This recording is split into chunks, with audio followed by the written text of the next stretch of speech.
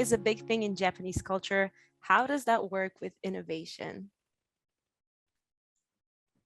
Well, actually exists. I remember that exists a word for this in Toyota.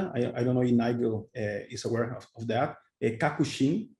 Kakushin means innovative improvement. Okay, and seeks to bring better ways of doing what we to do today, achieving better results, but in different ways. And if we think about harmony, would be the balance between what needs to be done and the skill I have to do them. So for me, Kakushin is the best word to represent this one from the Toyota production system perspective. But I like to hear Nigel in this one. Just repeat the question again, how it was worded, Veronica, because I don't have it open on my screen. Yeah, no problem. The question is, if harmony is a big thing in Japanese culture, how does that work with innovation? So I'm trying to find the struggle between the two. I'm not sure that harmony, you can't have harmony within innovation. Now, I mean, from my point of view, innovation comes from there's two things, there's innovation and invention. Invention is creating something for the first time ever. Innovation is improving something appreciably by the, whatever notion or whatever approaches and tools, techniques you might use. So for me, I'm trying Navin's put in the chat, harmony is the precondition for innovation.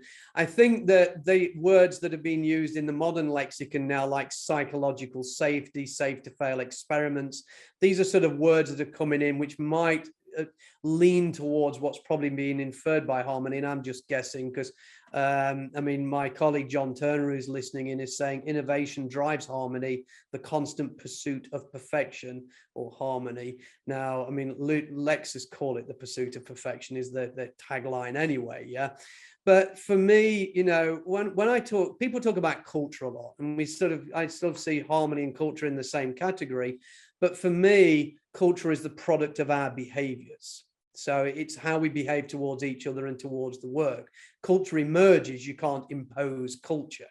And I've often talked about lean having no tools. I often make the statement, lean has no tools, only behaviors. Now, there's techniques out there, I grant you, but if you talk about Genshin Genbutsu, going to Gemba, this type of thing, respect for people, they're behaviors, they're not tools.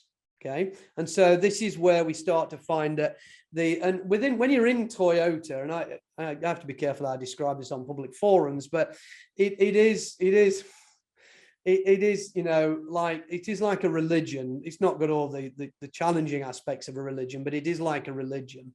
And you're gently indoctrinated. I don't mean that in a bad way. You are gently introduced to the philosophy of the company, the philosophy of how the founders and the family members and everybody who's come after them have really wanted this organization to evolve.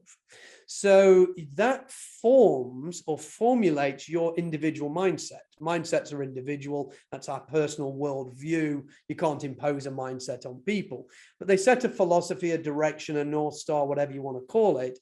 And then they create the environment in which you can be innovative, creative.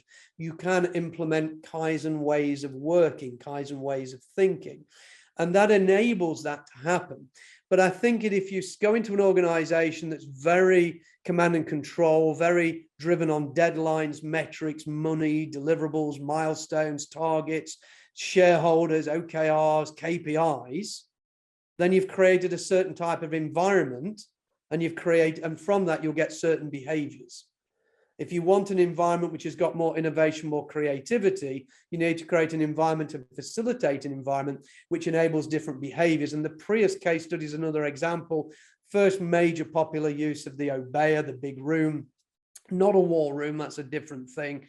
But the Obeya itself was an environment where everybody could collaborate together, work together, everything they needed was there. It facilitated inquiry. It facilitated, disagreement, critical thinking. It facilitated invention, ideas, experiments, innovation. And that's the principle behind a lot of the teaching from the Scrum and the Agile world. But it's down to the organization to create the environment and facilitate the environment for that culture to emerge which will include innovation and creativity. And innovation and creativity comes from teamwork, not from a framework.